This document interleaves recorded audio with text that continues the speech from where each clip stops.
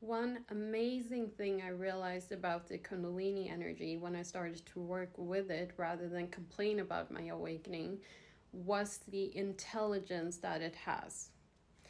So, when I learned to surrender completely, I realized that I can give it the power to take over my body and to move in such a way that it can balance out whatever I need to balance out itself. So I would end up in different yoga poses. I don't do yoga actively. And it would do different yoga poses, and I would sit or lay in whatever pose, and I would feel so much better just 5 minutes after. So I realized that the spirit within us has the intelligence of knowing what we need to do so that we can feel better.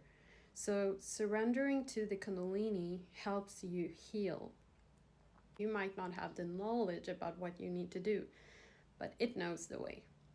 So one great example I want to talk about is, for instance, I started to dance ballet. I've never danced ballet, I've never taken a class, and I simply surrender. And it knows every freaking movement of my feet, my arms, what type of exercise I need to do to become more flexible. And the crazy thing is that after dancing ballet with it for a while, I started to look at some videos and I was stunned that it's dancing exactly like them, but they take classes and I get it for free. So the Kundalini has the knowledge about everything because it's the Spirit of God.